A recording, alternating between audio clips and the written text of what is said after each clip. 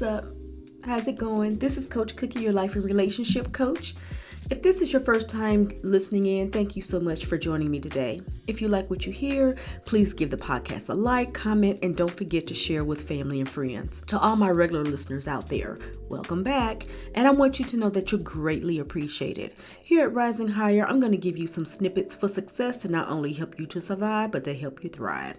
Now, in today's episode, I want to continue our conversation about why the narcissist is attracted to the empath. But before we do that, let's talk about some of the high points from last week's episode, which was part 1 of why the narcissist is attracted to the empath. Now, in this episode, I focused on how the narcissist makes the empath believe that she is the only one who can help him, and in return, it feeds her need to help. So the empath provides the narcissist with the emotional stability that he wants and he needs. But in reality, this is a dangerous codependent relationship that revolves around the narcissist in helping him, but he's never really happy or satisfied. So in essence, the empath needs to learn how to take responsibility for her own actions and learn how to break this vicious cycle. If this sounds like something that you want to learn more about, check out the entire episode. Again, it's called Why the Narcissist is Attracted to the Empath. Okay, now it's time to jump into the main topic for the day. But before we do that, I want everyone to know that the use of pronouns he and she are applied to the narcissist and the empath, respectively. Now, I will refer to the narcissist as the male, and I will refer to the empath as the female, just to keep it easier to discuss the topic, and it should not be implied that either personality can only be one gender. So now that I have that out of the way, today we're going to continue our conversation regarding why the narcissist is attracted to the empath. Anyone that has to deal with a narcissist, we all know that they are arrogant overachievers, but most are crippled by their disorder in many ways. They are unable to function in the world like most normal people do.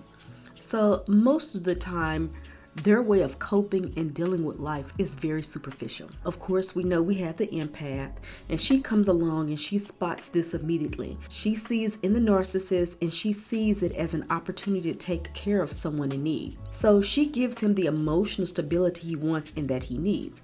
But what ends up happening is that this develops into a dangerous codependent relationship, which revolves around fulfilling the need of one person. And we know who that is. That's the narcissist. He's never happy. He's never fulfilled. He's never satisfied. So the narcissist cannot and will not change. He does not have the capability to have any emotions, empathy, and compassion necessary for him to become a fair, loving, satisfied partner. And the sad part is that he can never learn to be one. This ability to learn is the first few years of his life. So by the time the empath meets the narcissist, it's already far too late. So he cannot change. So everything that he's doing is what he's learned as a child, those first few years of his life. So when you get into a relationship with this narcissist, when the empath gets into the relationship and meets him, it's already too late and he can't be helped at that point. It is difficult for the narcissist to receive help because they don't have the insight to be able to recognize their problems. So this can be very hard truth to face. So there we have the empath. She's with the narcissist and she thinks that she can be there and help him, but she needs to realize he can't be helped. It's really sad because no one wants to believe they have wasted years of their life on someone who literally does not have or the capability to change or do better, and they don't appreciate what you've done for them.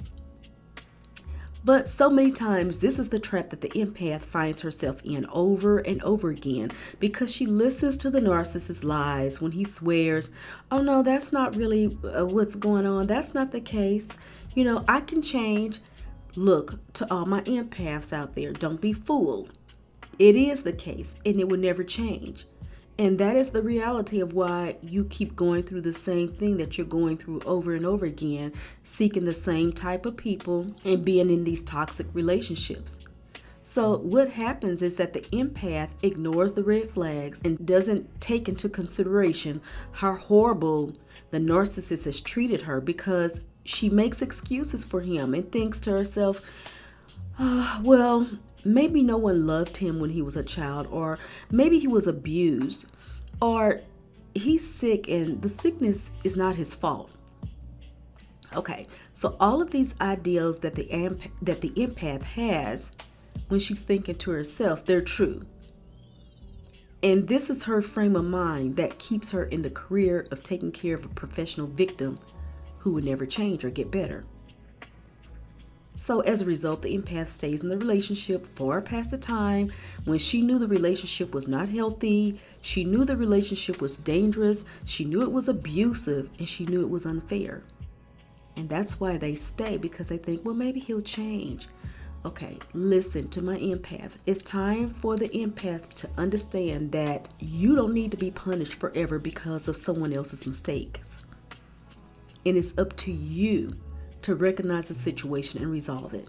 The first and most important thing that you must realize is that the only way to resolve this situation is to get out of it. Once she is able to recognize this, once my empaths out there are ready and able to recognize and acknowledge this, that's when you can truly break free of the cycle. Now, this message is very important to me because I really feel that this is one of the biggest reasons why we have a lot of women out there who are being emotionally and mentally abused because you don't realize that who you are with, they can't change. And in your mind, you're thinking, I can change them because we're falling in love. Don't get caught in that vicious, abusive cycle. Let me tell you, I have been there and I have done that, and it doesn't get any better. Step back, evaluate your situation, evaluate what is going on. And if you've noticed there's no changes, then you might want to think about making some changes and think about if it's time for you to leave that relationship. I really pray that this message resonated with you. And if it's something you need to talk about more in detail, hit me up at heycoachcookie@gmail.com and let's talk about it to see if you could benefit from coaching. To all my listeners out there, you are the professionals. I would love to hear your comments or your stories on this topic. Remember, you sharing will help someone else during their healing journey. Of course, I'm always here for you, and I want to bring content that meets your needs. So if you have any questions that you would like for me to answer, or you have a topic that you would like for me to do an episode on, please let me know. Anyone that needs anything from me at all, please hit me up at heycoachcookie@gmail.com.